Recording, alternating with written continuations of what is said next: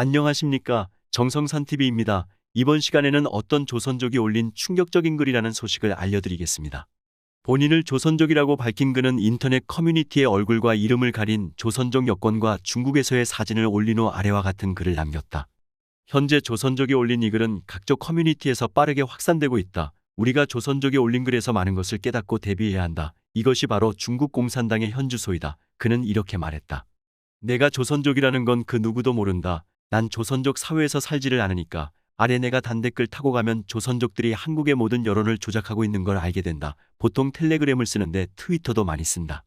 이런 게 한 댓글 1000개 정도 된다. 그냥 비밀로 하려다가 진실을 모르고 평생 살아야 하는 한국인이 안쓰러워서 밝힌다. 참고로 한국인은 전체의 15% 정도이고 거의 다 조선족이다. 대다수가 한국에서 유학하고 있는 중국 대학생들과 일반 조선족들이다. 지난 대선과 지방선거 모두 우리 같은 조선족들이 이 일을 담당했다. 네이버의 베스트 댓글과 여성들 위주의 카페에 올라오는 댓글 모두 우리 손을 거친다. 중국 정부와 한국의 민주당이 이 일을 주도하고 있는데 그들은 무슨 짓을 해도 수사받지 않을 거야. 대다수 한국인들이 코로나에 집중하고 있는 동안 중국 정부가 한국의 모든 근간산업을 장악하기 위해 마술을 뻗치고 있다. 시선 돌리기에 성공한 중국은 더불어민주당 친중 정치인과 결탁하여 한국전력을 삼킬 것이다. 마음이 많이 불편하다. 진실을 알려줄 언론이 몇 개가 채 되지 않는다. 내가 이 나라를 걱정하는 이유는 나는 조선족이었지만 현재 나는 대한민국에서 사는 국민이고 나 자신이 한국인이라고 생각하기 때문이다. 우린 모두 진실을 알 권리가 있다. 제발 좀 정신 차리고 중국 공산당과 한국에 더불어 민주당이 어떻게 결탁되어 있는 알았으면 한다. 조선족도 문제지만 한국에서 유학생활하고 있는 중국 한족 대학생들이 더 큰 문제다. 이들은 돈이 무지 많은 부자들인데 고의적으로 한국에서 유학생활을 하고 있다. 내가 안타까운 건 아무리 내가 이런 말을 해도 음모라고 생각하고 무시하는 대다수 한국인들의 정신상태이다. 이렇게 가다간 대한민국 역사가 끝난다. 중국은 미국에 대립하기 위해 반드시 한국을 자기 속국으로 만들어야 한다. 한국이 적화돼야 미국 안보에 대항하기가 쉽다. 중국 공산당 정부는 매우 똑똑하다. 한국을 내버려 두고 미국과 싸울 것 같아. 부산 미포항에 중국 제철소 건립, 전라 광양에 중국 알루미늄 공장 건립, 전기차 전량이 중국산, 심지어 한국 정부에서 중국산 전기차에 지원금도 주고 있으며 태양광 패널, 세종시 스마트시티 중국 1:1로 중국 건설사 투입, 지금 이 모든 게 동시다발적으로 일어났는데 이게 우연이겠어? 중국은 이번에 한국전력도 손에 넣는다. 한국은 지금 극한의 위기에 놓여져 있다. 안타깝지만 한국은 스스로를 돌볼 수 없다고 생각한다. 국민이 미개하고 선동이 쉽고 그래서 조선족 댓글 부대에 의해 이리 우르르 쏠렸다가 저리로 우르르 쏠린다. 미국이 이 모든 걸 방어하지 않으면 이 나라는 끝장이다. 대한민국이 지도에서 사라지는 거야. 문재인 당선에 중국 공산당이 개입한 건 사실이다. 당선시켜줬으니 중국 공산당에게도 뭔가를 줘야겠지. 여태 한국에서 벌어진 일련의 사건을 기억해라. 부산 미포항 중국 제철소 건립, 전라남도 광양 중국 알루미늄 공장 기공식, 강원도에서 진행되던 차이나타운, 영종도와 송도 국제도시의 중국 투기 자본 허락, 세종시 스마트시티 중국 건설업체, 중국산 태양광 대대적 한국 투입, 중국산 전기차와 그에 따른 한국 정부 보조금 지급, 마스크 4억 개 중국의 밀반출, 중국산 미세먼지 환경단체 입막음, 문재인 우한폐렴 중국인 입국 무한 허용 등 중국 경제가 발전하면서 그 힘이 비대해지고 이젠 미국과 헤게모니 전에서 싸워 이기고 싶어한다. 그 방식을 한반도 공산화의 키포인트가 있다 이거지. 여기가 적화되면 북한과 남한이 중국 손에 들어가고 미국과 싸우기가 용이해지며 세계 패권주의에 한 발짝 더 다가가게 된다. 경제로 미국에 대항할 수단이 별로 없는 중국은 한국을 적화시켜 미국에 대항할 수단으로 삼는 거고 문재인은 이미 그 미끼를 물었다. 문재인은 공산주의자지만 권력 욕심이 많은 사람이라 본인이 대선 때 당선되기 위해선 중국 공산당의 개입이 필수였다는 걸 알았고 문재인은 그 기회를 잘 활용했다. 그러나 문재인이 얻어낸 것이 있는 만큼 줘야 하는 것이 있고 그 딜이 들어간 이후로 문재인은 중국에게 모든 걸 넘겨주게 된다. 한국의 많은 토목공사, 각종 이권 사업들이 전부 중국 기업과 얽혀 있다는 것은 이를 증명한다. 문재인은 지난 대선 때 조선족 댓글 선동 부대원들의 도움과 중국 정부의 개입으로 인해 대통령 당선이 되었고 그 빚 때문에 아무 소리 하지 못하고 있다. 자신이 중국과 척을 지는 순간 중국 정부에 의해 이 정권은 몰락하게 되고 문재인은 타살당한다. 중국 공산당에 의한 한국의 부정선거는 한 번도 멈춘 적이 없다. 보궐선거, 재보궐선거, 지방선거, 총선, 대선에 전부 중국이 개입되었다. 한국은 보기보다 도덕적으로 매우 취약한 나라다. 비리에 익숙해져 있다. 그걸 당연히 여긴다. 그리고 잘 잊는다. 그리고 그걸 다시 반복한다. 아무도 모르게 지나간다.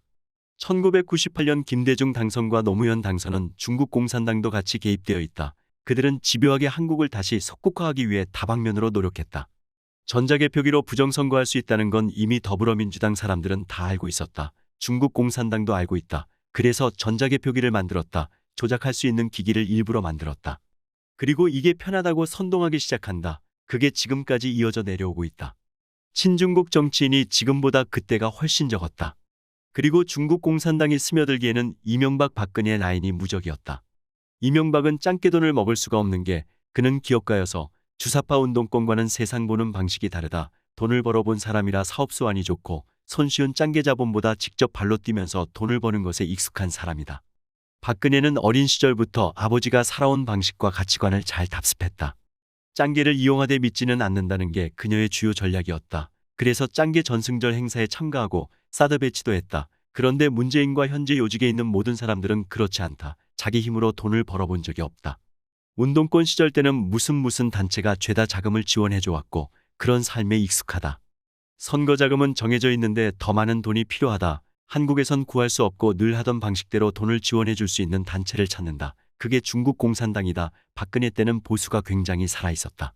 좌파들을 살려놓기엔 중국 정부의 힘이 미치지 못했다. 당시에도 조선족 댓글 부대가 있었지만 그들은 졌고 보수는 이겼다. 그리고 나서 세월호 사건이 터졌다. 이 사건은 중국 정부가 일으킨 것도 아니고 민주당이 일으킨 것도 아닌데 정말 운대가 잘 맞아서 더불어민주당이 정권을 잡을 수 있는 절호의 기회가 되었다. 중국 정부도 이때다 싶어 더불어민주당을 지원하기 시작한다. 그리고 태블릿 PC 조작, 조선족 댓글이 주도하는 여론, 박근혜에 대한 실망을 느낀 한국인이 그 분출구를 조작된 여론의 몸을 내맡긴다. 조작된 태블릿 PC 사건, 판세는 기울어져 가고 막대가 선거자금과 여론 조작, 적당한 전자개표기 조작, 선동당한 국민들은 문재인을 당선시키고야 만다.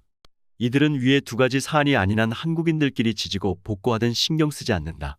중국 공산당은 한국인들 사이에서 굉장히 강한 반중 정서가 불어닥치면 그걸 잠재우기 위해 조선족 댓글 부대가 다시 투입된다. 이걸 반복한다. 24시간 조선족들로 들끓는 게 아니다. 조선족들도 위에서 지시 내려서 일사불란하게 움직인다. 필요한 인재풀을 적재적소에 배치하고 이쪽으론 경력과 노하우가 많은 게 그들이다. 선동하여 바닥을 좀 다져놓으면 거기엔 더 이상 조선족들이 머물 필요가 없다. 한국인들이 잘 따라온다. 세뇌당하고 선동당한 한국인들은 그걸 다른 커뮤니티에도 퍼뜨린다. 일종의 온라인상 우한폐렴 바이러스인 것이다. 보배드림도 이미 조선족들이 들어가 관리하고 있다. 조선족 댓글 부대원이 없는 커뮤니티는 단 한 곳도 존재하지 않는다. 중국은 인구가 많고 이런 쪽에 인재풀이 차고 넘쳤다. 다만 그때 상황과 커뮤니티 흥망성쇠로 인해 버리고 다른 커뮤니티로 갈아탄다거나 이런 게 반복될 뿐이다. 한국의 몰락은 중국 때문이다.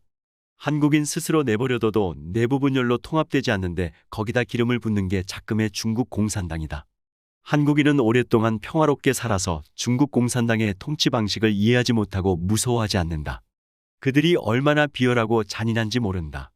한국 여자들이 국익과 안보에 대한 개념이 부족한 것도 전쟁 없이 자란 세대들이라서 그렇다. 남자들이야 군대를 갔다 오니 개념이 생기는데 여자는 그럴 수가 없다. 미래의 적은 북한보다 중국이다. 중국이 한국의 가장 큰 걸림돌이다. 단군 이해로 한반도 땅에서 단 한 번도 중국에게 도움받은 적 없는 게 대한민국 역사다. 어떻게 보면 우한폐렴 사태가 한국에겐 큰 전화위복을 불러일으킬 수도 있다. 예전에는 한 번도 생각해 본 적이 없던 것들, 한국의 적은 중국이다라는 지금의 20, 30대들이 이번 사건을 계기로 한국의 진짜 적은 중국이라는 걸 깨달았으면 좋겠다. 지금까지 충격적인 조선족의 글이라는 내용을 전해드렸습니다. 조선족의 말처럼 대한민국의 적은 중국입니다. 다음 시간에 뵙겠습니다. 멸공.